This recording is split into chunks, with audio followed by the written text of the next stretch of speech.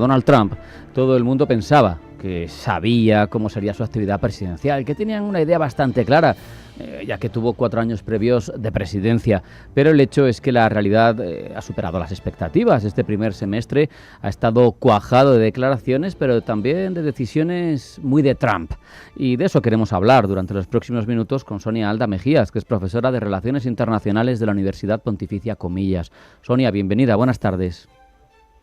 Hola, muy buenas tardes, ¿cómo estás? Encantada, gracias. Sonia, nos podíamos esperar algo de su perfil, del perfil que ha mantenido con ese Estados Unidos primero, pero ¿cómo crees tú que ha trasladado esos mensajes MAGA, etcétera, a la práctica durante los primeros 6 meses? Y sobre todo, intuitivamente, en una primera respuesta, ¿qué diferencias clave observas respecto del primer mandato de Trump? Bueno, antes que nada quería hacer un comentario porque me llama mucho la atención. Yo creo que debemos de empezar a cambiar nuestro vocabulario en cuestión del mundo actual. Y tú decías, supuestamente habría una previsión para saber lo que Trump iba a hacer. Yo creo que hoy en día no podemos, es decir, hay tal nivel de incertidumbre y empiezan a proliferar gobernantes de los cuales Trump, si bien es el presidente de Estados Unidos y sus decisiones tienen muchísima repercusión, de acuerdo a lo que son estos personajes, los hacen realmente imprevisibles, ¿no? Entonces, cualquier cálculo es extraordinariamente complejo precisamente por las circunstancias en las que ya llevamos años y se va acusando esta imprevisibilidad como para poder hacer saber qué va a pasar, ¿no? Tanto las circunstancias globales como el personaje en sí mismo prácticamente lo impiden. Yendo a tu pregunta, bueno, pues Trump es ahora Trump más que nunca.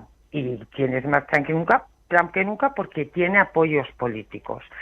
Tuvo inicialmente resistencias a la primera presidencia por algún sector del Partido Republicano, no contaba con toda la mayoría del Parlamento, pero la mejora de los resultados electorales en este caso le permiten llevar a cabo iniciativas que nos sorprenden a todos, pero que no son más que el desarrollo pleno de un proyecto previo, ¿no? Que se magnifica, está absolutamente magnificado. Claro.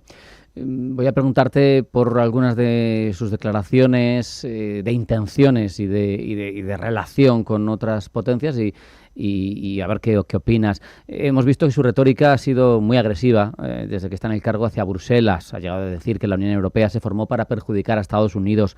¿Realmente le interesa romper con la Unión Europea o crees que es una de sus formas peculiares de dirigirse a un socio al que quiere apretar las clavijas?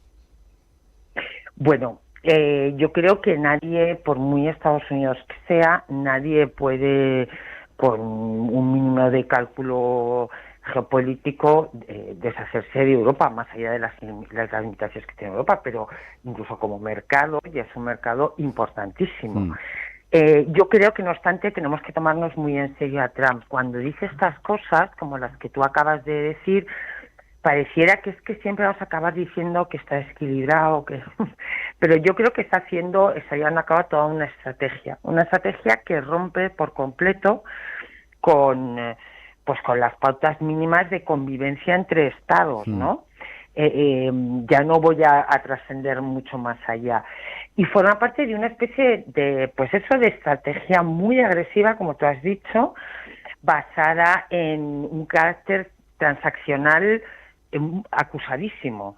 Entonces no quiero precisamente yo tampoco frivolizar, pero es que pareciera que está como una especie de, pues no sé, de mercado de subastas, sí. ¿No? A ver quién, ¿no? Entonces, quiero decir, las formas forman parte de esa estrategia, pues que tiene a todo el mundo absolutamente conmocionado,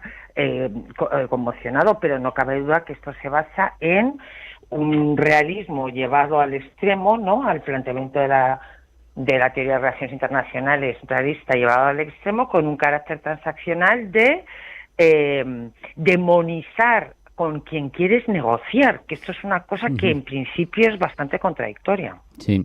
Sin embargo, este carácter así que él tiene tan echado para adelante y que le asegura ciertos éxitos, o le ha asegurado en el mundo de los negocios. En cuanto a, por ejemplo, promesas de campaña, como solucionar en 24 horas la guerra de Ucrania, le ha salido rana. La realidad le ha puesto en su sitio. No sé cuál es el verdadero papel ahora mismo de Trump en la guerra de Ucrania, porque por mucho que presiona, consigue poco.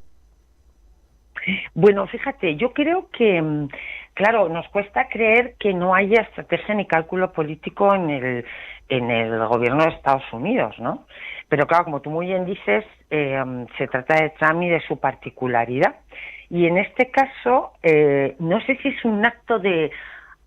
me niego un poco a intentar entender las relaciones internacionales así, pero quizás haya sido un acto de soberbia por su parte, ¿no? De creer que él llega y pone orden por su mera existencia, con lo cual no sé qué hace todo el ejército de asesores que tiene al lado que le hayan intentado, quizás no lo ha querido escuchar, la complejidad del mundo actual. Y además, cuando dices tú, bueno, se demuestra, pues aparentemente no tiene problema, ha dicho, no, miren, si no lo arreglan, yo me voy. Sí, bueno, total. Ahí ha quedado la cosa, ¿no?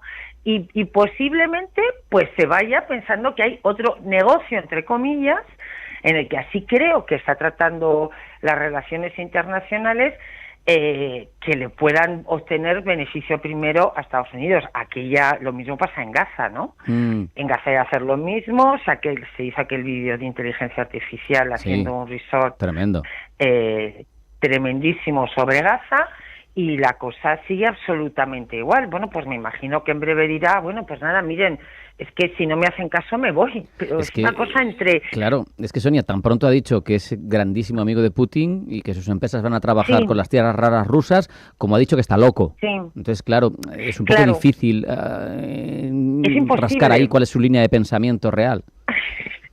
Es gracioso, ¿no? Porque si nos preguntamos entre los expertos, incluso enmarcarle, como te decía antes, en algún tipo de marco teórico de las relaciones internacionales, de escuelas de las relaciones internacionales, pues cuanto menos tienes que acabar diciendo que no hay nada de ortodoxia, que es todo absolutamente heterogéneo, y en el que lo que, si te das cuenta, domina quizás es que ya no nos valgan esos marcos tradicionales, porque yo he dicho realismo, pero lo que en este caso yo creo que es la convicción de la desinstitucionalización de las relaciones internacionales y, bueno, la persona, el líder, que en realidad es con lo que él ha obtenido réditos políticos, ¿no? Claro, al final da la sensación de que esto va en línea un poco con un informe que leía hace unos días de una institución sueca, VDEM, con su informe sobre democracias y autocracias en el mundo, ¿no? Que dice que por primera vez en varias décadas hay más autocracias que democracias, y algunas que lo son, pues tienen formas autocráticas, que es un poco lo que parece que estamos viendo en el caso de Estados Unidos. Eso es mi opinión, ¿eh? No lo mezclo con lo que estás diciendo tú. Te iba a preguntar teniendo en cuenta que Obama ya manifestó hace bastantes años el giro de intereses cruciales de Estados Unidos hacia Asia-Pacífico, ¿cuál podemos atisbar que es para Trump su verdadero rival? ¿Es China, que parece lo obvio? ¿Es la Unión Europea? ¿Son sus socios que son desleales? Porque no lo tenemos muy claro. Parece que la doctrina estadounidense global sí es el Pacífico, es China, ¿no? Pero... Bueno, es que, se trata, como te decía, de contemplar el mundo si estás conmigo o contra mí. Y de forma con actuaciones absolutamente unilaterales. Yo diría la caída del muro de Berlín, para Estados Unidos la región Asia-Pacífico se convierte en el foco de atención. De hecho, sale, digamos, o ignora hasta la actualidad lo que había sido ante la Guerra Fría regiones absolutamente estratégicas para Estados Unidos, como era América Latina. Y desde desde la caída del muro de Berlín en 89, hay ya todo un foco establecido en Asia-Pacífico. En este caso, además, observando cómo el ascenso imparable de China, pues yo creo que obliga a reconstruir los planes estratégicos que pueda tener Estados Unidos en la región, porque además esa influencia de China ya no se limita a la región Asia-Pacífico, sino al mundo entero. De manera que cabría incluso pensar que esta especie de relación, entre comillas, amistosa que planteaba ya Trump desde su primera presidencia con Putin, podía ser con la idea de rasgar, ¿no?, debilitar una posible alianza de China con Rusia. Pero como ahora Putin, como tú muy bien decías, pues por momentos un día es un gran hombre y otro día es un loco, pues es que es imposible pensar más allá de algo que ya, como tú muy bien decías, comenzó Obama, se marcó con Trump y con Biden se siguió estableciendo una guerra comercial que ahora, bueno, ha estallado por los aires, ¿no?, con estas declaraciones de las subidas de tasas. Con lo cual quizás ahora, bueno, bajo la lógica de estás conmigo contra mí, el objetivo ahora mismo principal sea estar contra todo el mundo, que no se ciña a la voluntad del presidente de Estados Unidos, y China, claro, es el objetivo fundamental, planteándoselo toda esta cuestión bajo una visión absolutamente nacionalista, ¿no? Entonces, China, sí, yo creo que China, por supuesto, es el mayor enemigo, pero la Unión Europea, bueno, pues uno se plantea hasta qué punto no puede llegar a... Es una situación delicadísima, la alianza histórica que ha habido desde la Segunda Guerra Mundial entre Estados Unidos y Europa, y que en este momento, bueno, es que nadie sabe qué va a ser de esas relaciones, ¿no? Por lo tanto, todo el mundo es enemigo si no se doblega a los intereses únicos del presidente de Estados Unidos. Permíteme que te pregunte por algo que estrictamente es del interior, pero que condiciona también su labor de gobierno, ¿no? Ese desafío continuo a los tribunales que cuando no hacen lo que él quiere, dice, toma decisiones ilegales. Te pregunto, ¿está en peligro la democracia de los check and balances de Estados Unidos típica, tradicional? Está absolutamente cuestionada por el propio presidente de la República. O sea, esto es como casi un delirio, ¿no? Es como luchar contra la institucionalidad y el Estado de Derecho desde el Estado de Derecho. Entonces, cuando antes hablabas de nuevos gobiernos con estos liderazgos populistas que rozan la ilegalidad de normas de check and balance, pues Trump es el representante, estoy absolutamente de acuerdo contigo, es el gran representante. Y aquí se vuelve a romper otra tradición. Mi esperanza en ese sentido es que hay una cultura en Estados Unidos de, pues precisamente, de check and balance, ¿no?, y del control al poder ejecutivo, que verdaderamente, pues finalmente persista en intentar controlar un ejecutivo que quiere ser casi podríamos decir poder único, ¿no? Claro. Sin comprender muy bien la división de poderes. Yo creo que la sociedad norteamericana, como el mundo entero, está bajo shock, pero en algún momento las instituciones norteamericanas, con esta tradición y cultura democrática, van a tener que reaccionar de forma más firme, ¿no? Porque si no sería algo absolutamente desconcertante. Pues fíjate, para terminar, Sonia, te voy a preguntar, sé que no hay bola de cristal, pero te voy a preguntar, ¿crees que esa reacción probable de la sociedad puede servir para modular sus actos cuando se produciría en las elecciones midterm? Si no le son favorables, ¿tú crees que modulará en alguna medida ese empuje que viene demostrando desde que llegó al poder en esta segunda vez, en esta segunda ocasión? Bueno, pues como te he empezado ya diciéndote que la cosa es imposible calcular y los dos en la conversación estamos coincidiendo, ¿no? El desconcierto absoluto. A ver, Donald Trump está en el poder porque le han votado muchísimos millones de norteamericanos. Y además Donald Trump representa buena parte del planteamiento de esos ciudadanos.